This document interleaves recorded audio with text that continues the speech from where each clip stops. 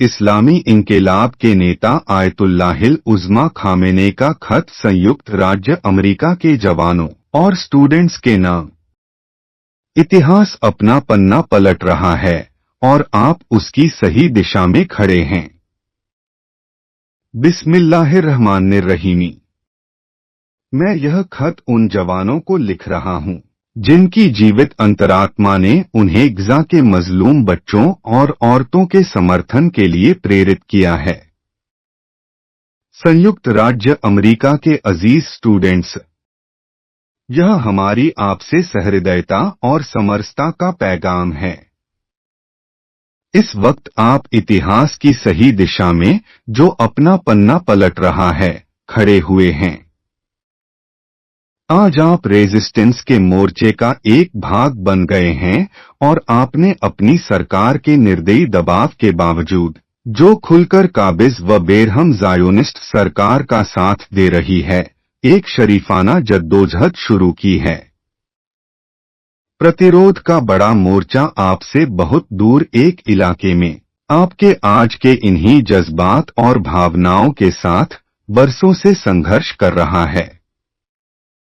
इस संघर्ष का लक्ष्य उस खुले जुल्म को रुकवाना है जो ज़ायोनिस्ट नाम के एक आतंकवादी व निर्दयी नेटवर्क ने बरसों पहले फिलिस्तीनी कौम पर शुरू किया और उसके मुल्क पर कब्जा करने के बाद उसे सबसे कठोर दबाव और यातना का शिकार बना दिया है।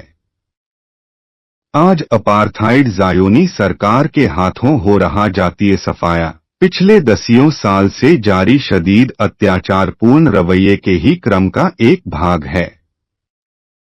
फिलिस्तीन एक स्वाधीन सरजमीन है जो लंबे इतिहास की मालिक एक कौम की सरजमीन है, जिसमें मुसलमान, ईसाई और यहूदी शामिल हैं।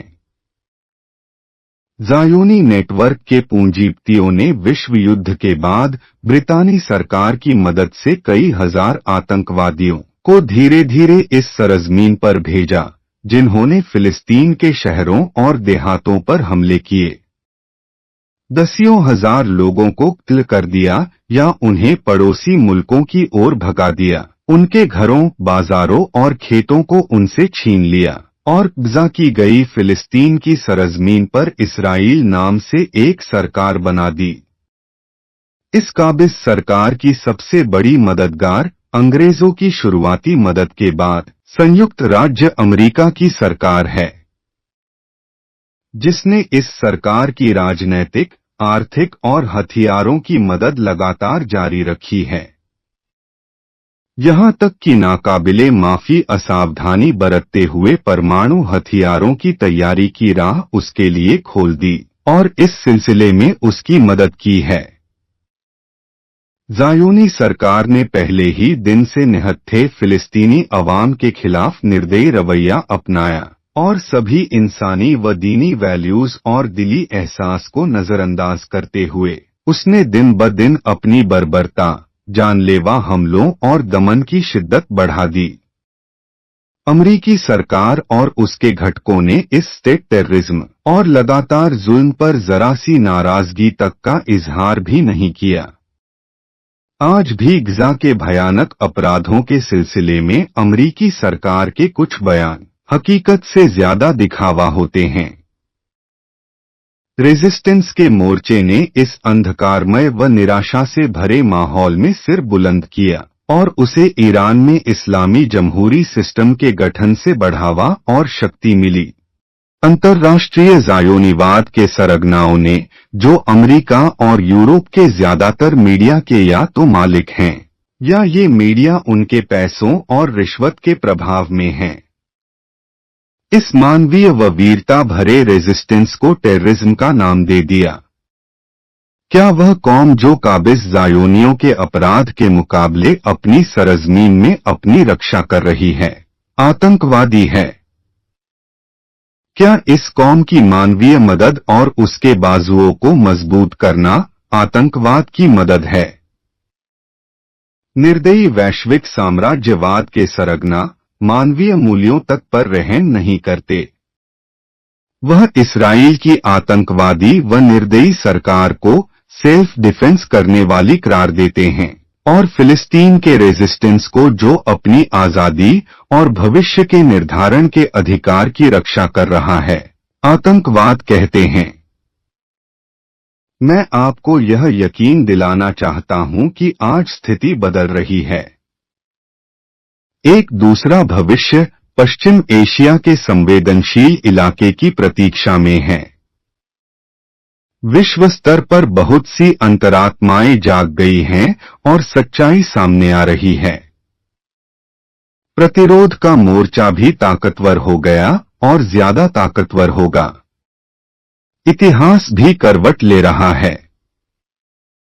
संयुक्त राज्य अमेरिका की 10 यूनिवर्सिटियों के आप स्टूडेंट्स के अलावा दूसरे मुल्कों में भी यूनिवर्सिटियां और लोग उठ खड़े हुए हैं।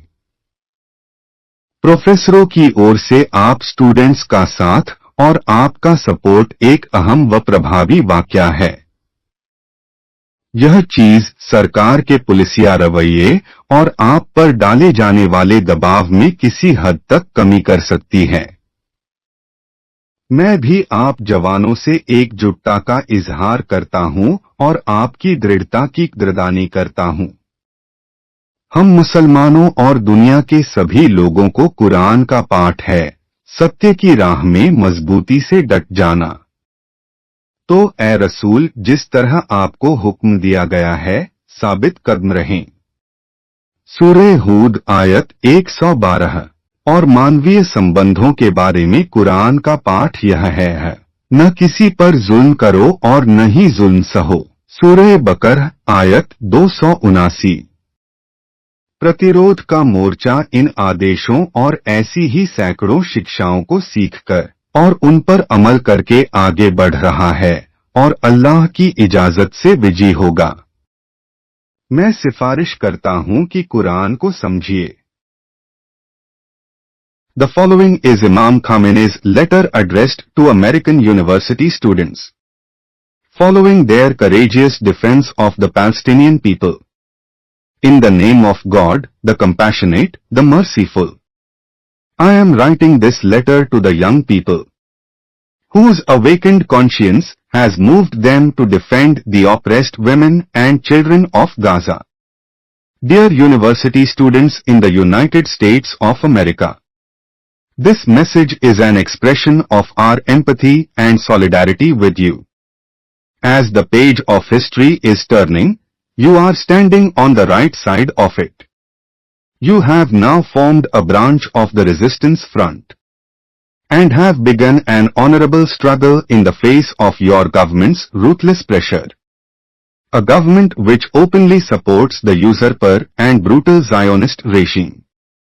The greater resistance front which shares the same understandings and feelings that you have today has been engaged in the same struggle for many years in a place far from you. The goal of this struggle is to put an end to the blatant oppression that the brutal Zionist terrorist network has inflicted on the Palestinian nation for many years. After seizing their country, the Zionist regime has subjected them to the harshest of pressures and tortures. The apartheid Zionist regime's genocide today is the continuation of extreme oppressive behavior, which has been going on for decades. Palestine is an independent land with a long history. It is a nation comprised of Muslims, Christians and Jews. After the World War, the capitalist Zionist network gradually imported several thousand terrorists into this land with the help of the British government.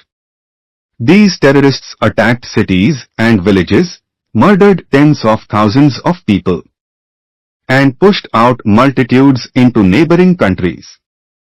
They seized their homes, businesses and farmlands, formed a government in the usurped land of Palestine and called it Israel.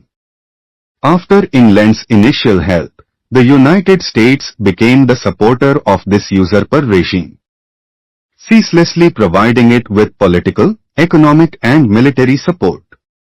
In an act of unforgivable recklessness, the United States even opened the way and provided assistance for the regime's production of nuclear weapons. The Zionist regime used an iron fist policy against the defenseless people of Palestine from the very beginning and has, day by day, intensified its brutality, terror, and repression in complete disregard of all moral, human and religious values. The United States government and its allies refused to even frown upon this state terrorism and ongoing oppression. And today, some remarks by the US government regarding the horrific crimes taking place in Gaza are more hypocritical than real. The resistance front emerged from this dark environment of despair, and the establishment of the government of the Islamic Republic of Iran expanded and fortified it. The global Zionist elite, who owns most US and European media corporations, or influences them through funding and bribery, has labeled this courageous, humane resistance movement as terrorism. Can one call a people a terrorist nation for defending themselves on their own land against the crimes of the occupying Zionists? And is helping such a nation and strengthening it an act of terrorism? The oppressive leaders of global hegemony mercilessly distort even the most basic human concepts.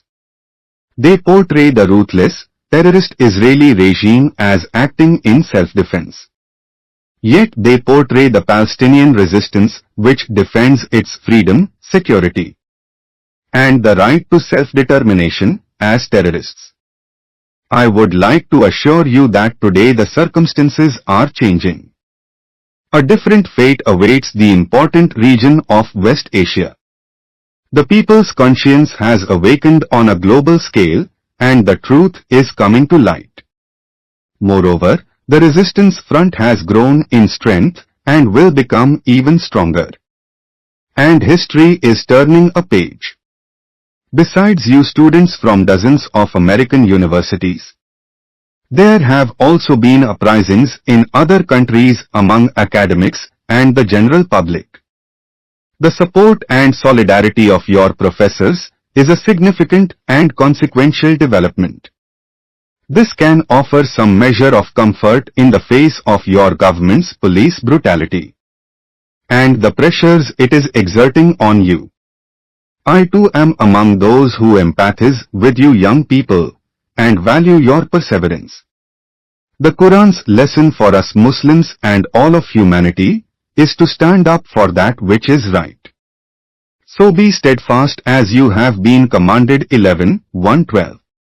The Quran's lesson for human relations is, do not oppress and do not be oppressed. 2-79. The resistance front advances by a comprehensive understanding and the practice of these and hundreds of other such commands, and will attain victory with the permission of God. My advice to you is to become familiar with the Quran